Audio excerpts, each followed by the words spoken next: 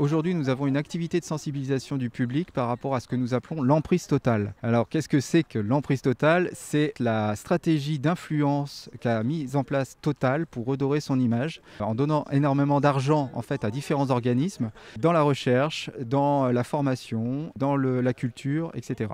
Et là, vous faites donc un petit jeu avec des cartes, avec des images? Le but, c'est de deviner à travers ces cartes quels organismes Total finance. Et il y a beaucoup de surprises. En fait, la plupart des gens sont surpris que, par exemple, Total finance HEC ou Sciences Po ou le Louvre, le CNRS, l'Institut Pasteur ou ce genre de choses. La forêt, là, ça doit être sans Total? Non, en fait, l'Office national des forêts est financé en partie par Total. C'est vraiment un tout petit montant du budget de l'Office national des forêts. Mais ils interviennent quand même. Mais ils interviennent quand même. Et ce qui nous gêne, en fait, c'est qu'en donnant de l'argent comme ça à différents organismes, c'est pas gratuit. Et ils ne sont pas des bienfaiteurs. C'est une entreprise qui vise à faire énormément d'argent. Là, vous avez des billets de 300 €, c'est quoi cette histoire?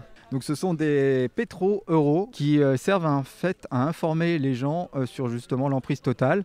On les incite à aller voir un documentaire en ligne qui est sur le site de Greenpeace qui s'appelle Emprise totale, qui explique en 4 parties justement toutes les manigances de la société et comment s'étale en fait sa stratégie dans les différents organismes. Donc notre objectif aujourd'hui, c'est plus particulièrement en fait de faire participer les gens à ce qu'on appelle une initiative citoyenne européenne, ICE, que l'Europe étudie la possibilité d'interdire les publicités pour les énergies fossiles et tous les services associés. Donc par exemple tout ce qui est avion, tout ce qui est voiture, vente de voitures, ce genre de choses. Donc interdire toutes ces publicités-là au niveau européen. Et donc il y a une pétition qui est en ligne sur le site de Greenpeace que vous pouvez retrouver facilement.